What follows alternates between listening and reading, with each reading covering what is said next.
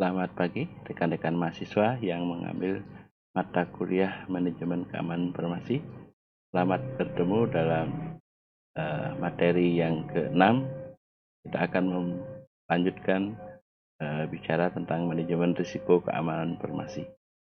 Mari kita lihat materinya. Sebelumnya saya ingatkan dulu agar rekan-rekan mahasiswa melakukan resensi di website LMS-nya terlebih dahulu sebelum menyimak video ini, kemudian melihat slide-nya kembali, dan yang terakhir adalah mengerjakan kuisnya.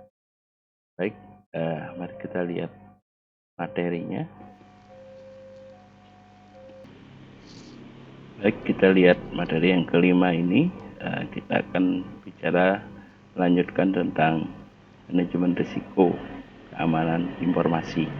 Ya, kita akan perhatikan di sini beberapa hal. Ya. Di sini kita ulangi dulu ya sedikit pengantar materi yang kemarin kelima ya, dan keenam karena gandeng ya. Bahwa keamanan informasi dimaksud untuk mencapai kerahasiaan dan ketersediaan dan integritas di dalam sumber daya informasi perusahaan. Ya. Kemudian manajemen keamanan informasi ini terdiri dari yang pertama operational security yang disebut dengan manajemen keamanan informasi atau information security management atau ISM ya, sehari-hari. Nah, persiapan untuk menghadapi beberapa operasi setelah bencana itu disebut dengan manajemen kesinambungan bisnis atau business continuity management atau BCM. Nah, ini lanjutan materi yang kemarin ya. Kita akan bahas tentang firewall. Firewall ini bertindak sebagai filter dan penghalang yang membatasi data yang mengalir antara jaringan, perusahaan, dan internet. Nah, ada 3 jenis firewall. Yang pertama adalah jenis firewall paket filter. Ini adalah router yang dilengkapi dengan tabel data alamat IP yang mencerminkan kebijakan pemfilteran yang diposisikan antara internet dan jaringan internal. Nah, ini dapat berfungsi sebagai firewall.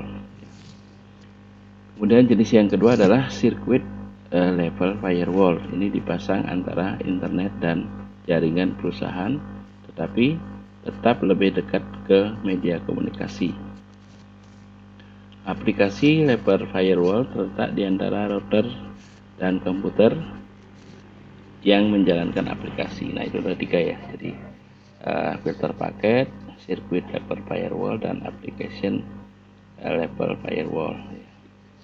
Nah, berikutnya kita akan bicara tentang kontrol kriptografis. Nah, kriptografi ini adalah penggunaan pengkodoan melalui proses matematika ya. Jadi penyembunyian pesan tapi ada perhitungannya ya.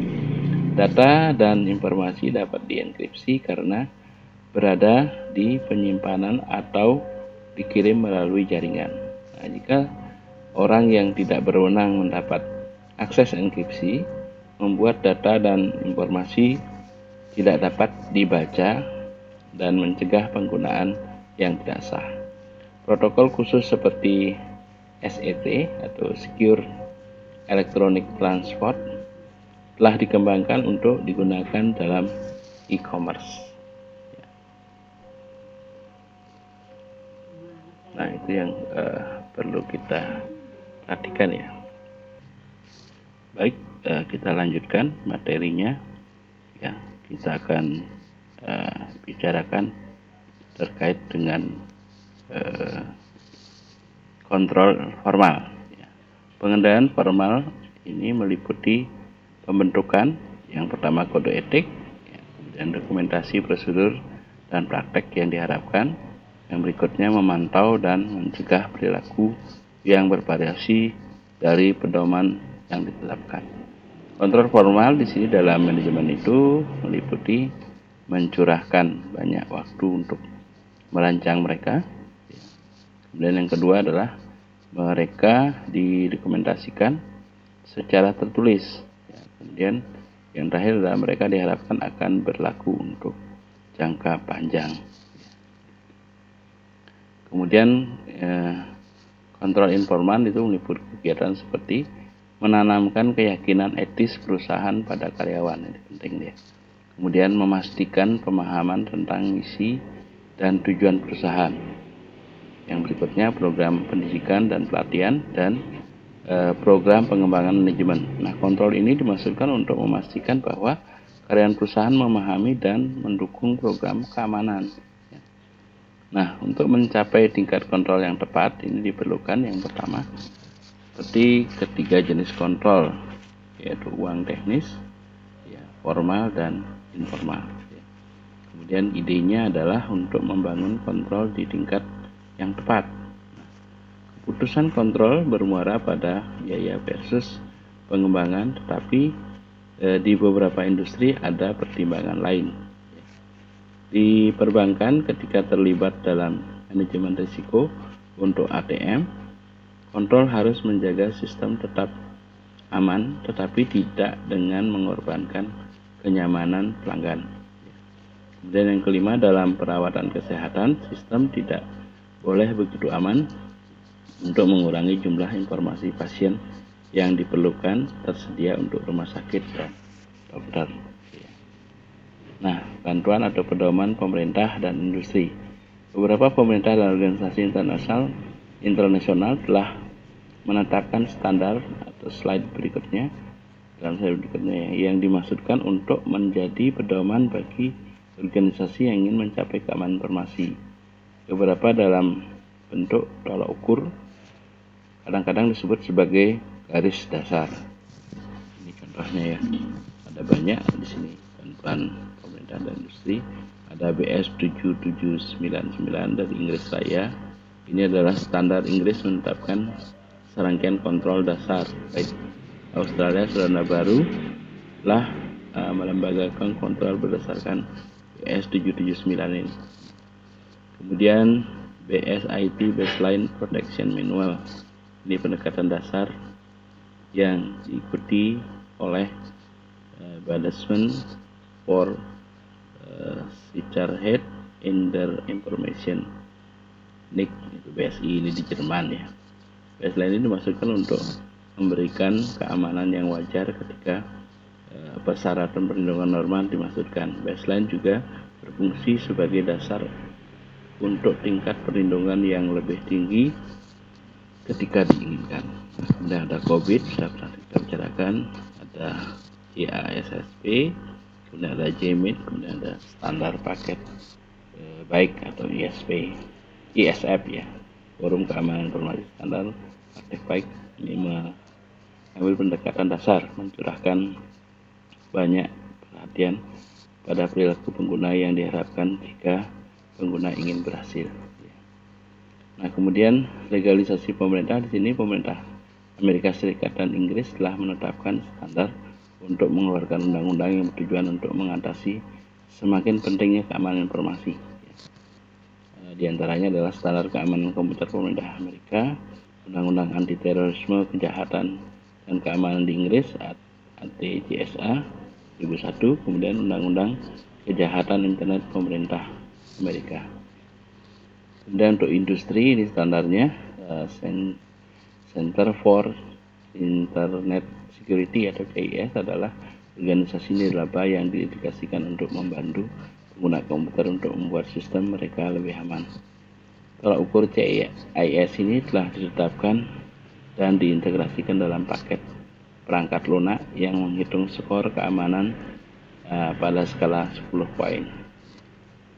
Kemudian sertifikasi profesional di sini mulai tahun 60-an ya. Profesi IT mulai menawarkan program sertifikasi. Ada namanya ISAKA ya, Asosiasi Audit Kontrol Sistem Informasi. Kemudian konsorsium sertifikasi keamanan sistem informasi internasional atau ISC ya. Kemudian ada namanya SANS. Ini Admin Audit Network dan Security Institute. Nah, dalam menetapkan manajemen keamanan informasi dalam perspektif perusahaan harus menerapkan kebijakan manajemen keamanan informasi sebelum menerapkan kontrolnya. Dan kelebihan tersebut dapat didasarkan pada identifikasi ancaman dan risiko atau pada pedoman yang diberikan oleh pemerintah dan asosiasi industri. Perusahaan menerapkan kombinasi kontrol teknis, formal, dan informal yang diharapkan dapat menawarkan tingkat keamanan yang diinginkan dalam parameter biaya dan sesuai dengan pertimbangan lain yang memungkinkan perusahaan dalam sistemnya berfungsi secara efektif.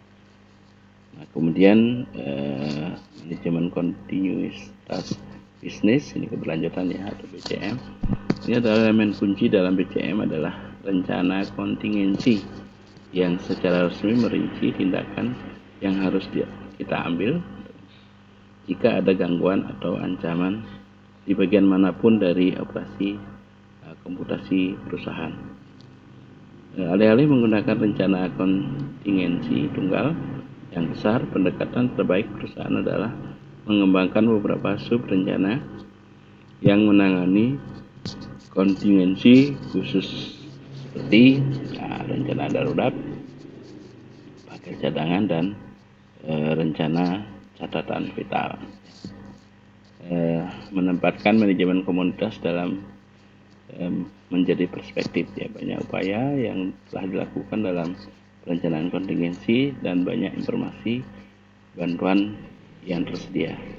Beberapa perusahaan menggunakan paket data, mereka dapat beradaptasi dengan kebutuhan mereka. Ini ada namanya TAM, Computer System.